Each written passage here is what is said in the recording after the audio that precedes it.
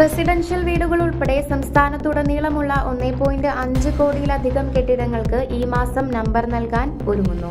Ward ഡീലിമിറ്റേഷന് ശേഷവും തദ്ദേശ സ്വയംഭരണ സ്ഥാപന തെരഞ്ഞെടുപ്പിന് മുമ്പും നടത്താൻ ആദ്യം നിശ്ചയിച്ചിരുന്ന നമ്പർ പുനർനിർണയ പ്രക്രിയ ഇപ്പോൾ അല്പം കാലതാമസത്തോടെ നടപ്പിലാക്കുകയാണ്. കെ-സ്മാർട്ട് ആപ്ലിക്കേഷനിലെ കെട്ടിട നമ്പറുകൾ പുനഃക്രമീകരിക്കുന്നതിനുള്ള സൗകര്യങ്ങൾ തദ്ദേശ സ്വയംഭരണ വകുപ്പ് ഒരുക്കിയിട്ടുണ്ട്.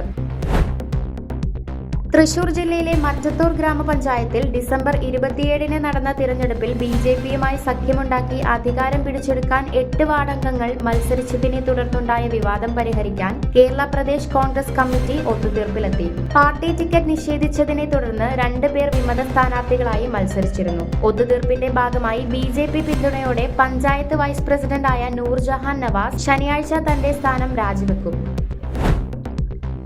വോട്ടെടുപ്പ് ആരംഭിക്കുന്നതിന് മുമ്പ് തന്നെ ബി.ജെ.പിയുടെ നേതൃത്വത്തിലുള്ള മഹായുതി മഹാരാഷ്ട്രയിലെ മുനിസിപ്പൽ സ്ഥാപനങ്ങളിലുടനീളം എതിരില്ലാതെ വിജയിച്ചു. ജനുവരി 15-ലെ മുനിസിപ്പൽ തിരഞ്ഞെടുപ്പിന് മുന്നോടിയായി ജനാധിപത്യ അട്ടിമറി നടത്തുന്നുവെന്ന പ്രതിപക്ഷത്തിന്റെ രൂക്ഷ ആരോപണങ്ങൾക്ക് ഇത് കാരണമായി. സീറ്റുകളിലേക്കുള്ള വോട്ടെടുപ്പ് ജനുവരി 15-ന് നടക്കും.